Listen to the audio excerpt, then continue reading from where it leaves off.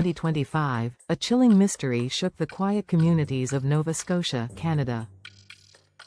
Two siblings, Lilly Sullivan, just 9 years old, and her 11-year-old brother Jack, vanished from their rural home without leaving a single trace. In the quiet woods of Nova Scotia, searchers have been looking for 6-year-old Lilly Sullivan and her 4-year-old brother Jack for 5 grueling days. Hundreds of volunteers combed through dense forest, following every lead, chasing every shadow. Then, on day 5, investigators made a discovery that would turn this missing children case into something far more complex. Hidden in the family's own trash, they found pieces of a pink blanket, a blanket that belonged to Lilly. But this wasn't just any piece of fabric. This was evidence that would force police to ask a question no one wanted to hear. What if these children didn't simply wander into the woods? This is True Crime Chronicles. Today, we're investigating a case that has gripped an entire nation: the disappearance of Lilly and Jack Sullivan. What started as a search and rescue mission became a criminal investigation that would expose family secrets, questionable polygraph results, and evidence that suggests these children may never have left their property alive. Before we dive in, if you're passionate about true crime and want to stay updated on cases like this, make sure to subscribe and hit that notification bell. Your support helps us bring light to stories that need to be told. The question that haunts everyone involved is simple yet terrifying. Where are Lilly and Jack Sullivan? It was 10 a.m. on May 2nd, 2025, when a 911 call came in from a rural property on Gairloch Road in Lansdowne Station, Nova Scotia. The caller was frantic.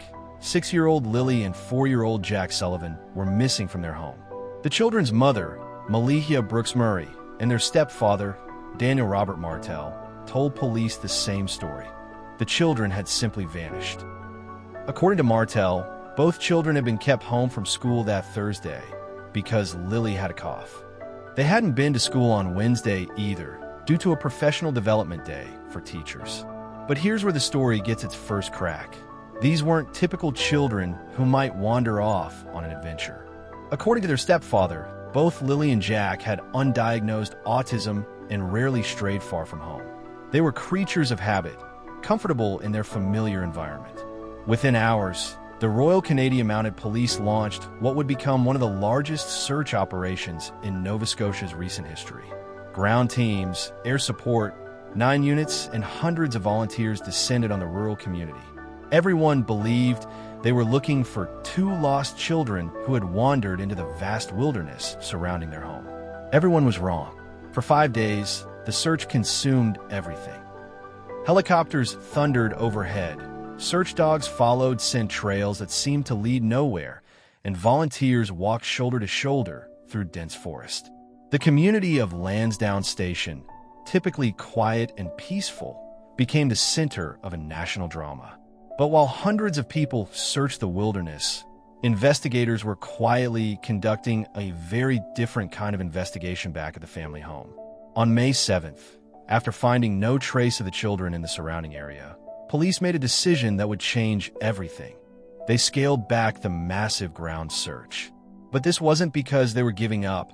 It was because they had found something that suggested the children might never have made it into those woods.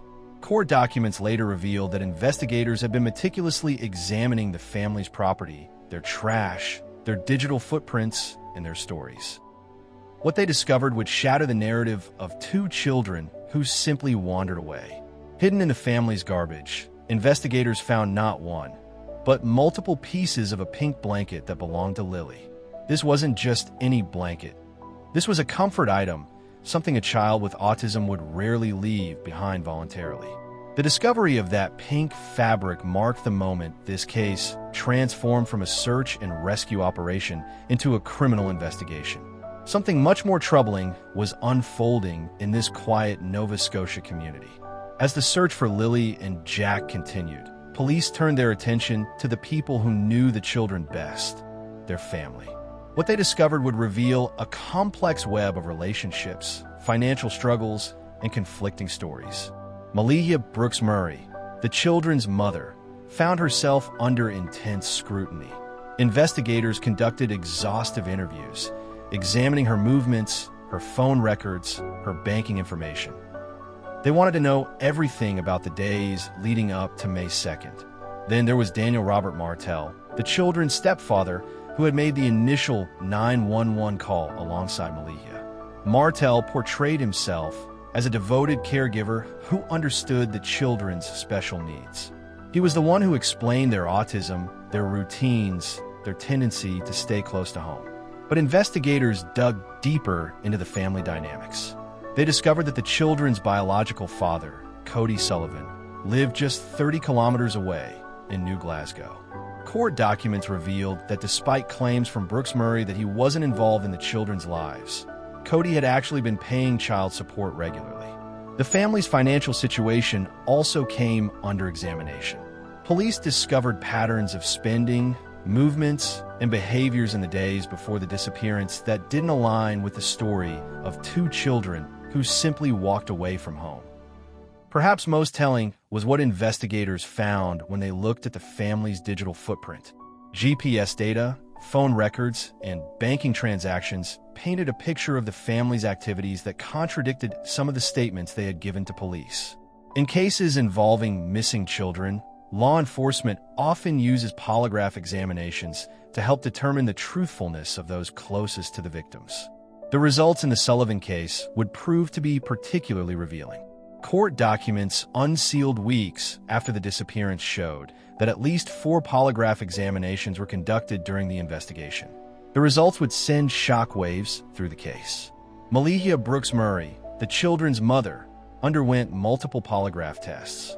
According to court filings, her initial polygraph results indicated deception when she denied knowing what happened to her children.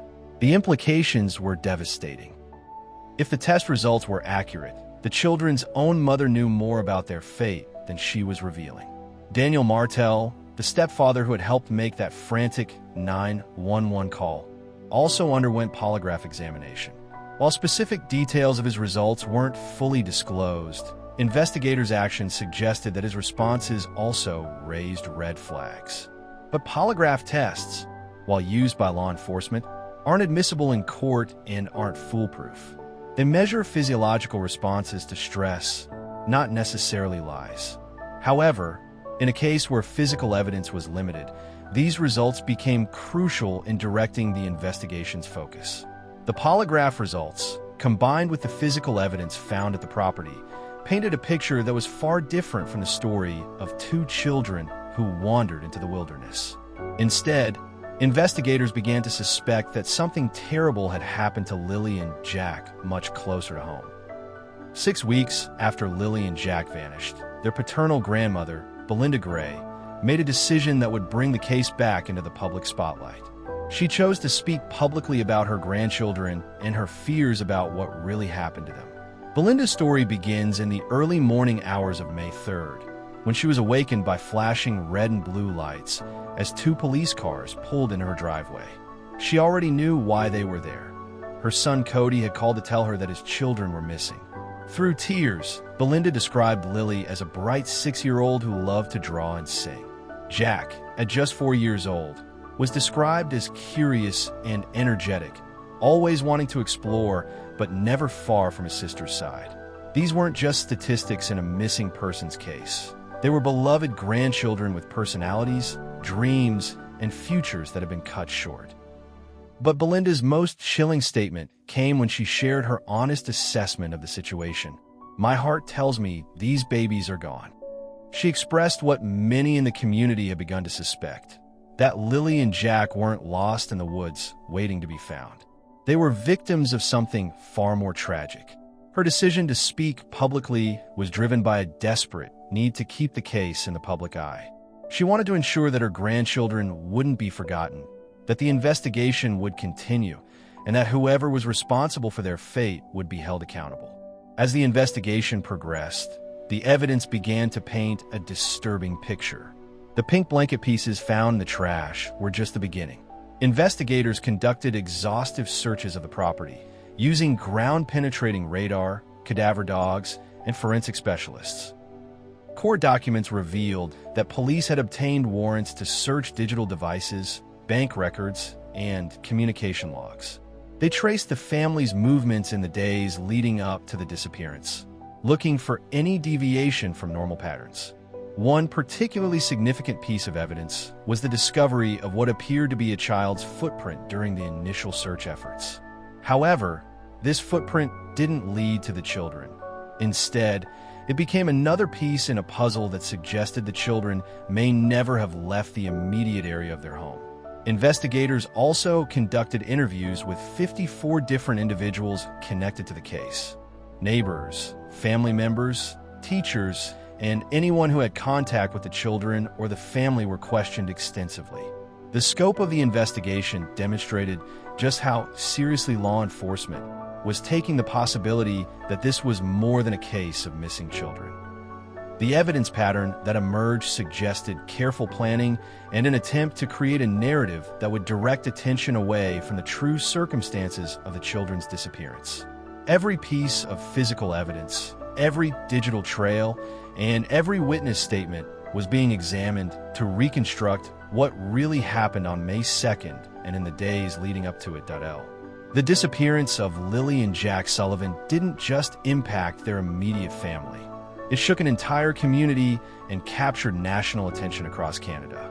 Vigils were held, flyers were distributed, and social media campaigns kept their faces in the public eye. The Nova Scotia government recognized the significance of the case by adding it to their rewards program, offering up to $150,000 for information about the children's disappearance. This substantial reward demonstrated the province's commitment to finding answers and bringing those responsible to justice. Local volunteers continued to organize search efforts even after the official ground searches were scaled back. These community members refused to give up hope, conducting their own systematic searches of areas that hadn't been thoroughly examined. The case resonated across Canada because it represented every parent's worst nightmare: the unexplained disappearance of innocent children. But as more details emerged about the investigation, the community's focus shifted from searching for lost children to demanding justice for what increasingly appeared to be victims of violence.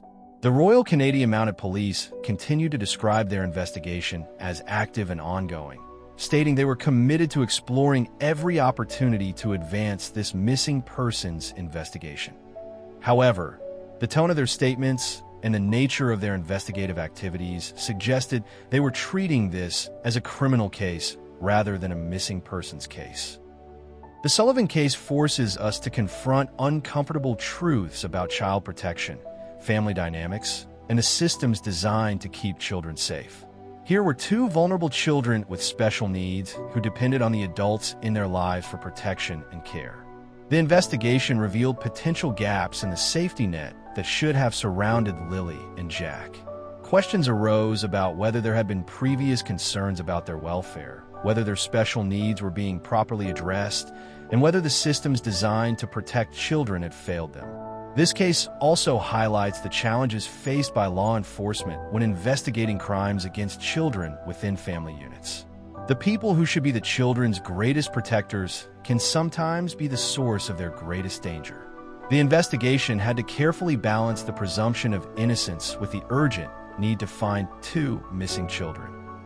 For the community of Lansdowne Station and the broader Nova Scotia region, the case served as a tragic reminder that evil can hide behind the facade of family life. It challenged assumptions about who can be trusted with the care of vulnerable children and highlighted the importance of community vigilance in protecting those who cannot protect themselves. The ongoing nature of this case means that justice remains elusive, but the investigation continues. The evidence suggests that Lilly and Jack Sullivan were victims of violence, not victims of circumstance. As I record this video, Lilly and Jack Sullivan remain missing. Their disappearance continues to haunt a community and a nation that refuses to forget them. The investigation by the Royal Canadian Mounted Police remains active, with investigators still following leads and analyzing evidence. If you have any information about the whereabouts of Lilly and Jack Sullivan, please contact the Northeast Nova RCMP Major Crime Unit.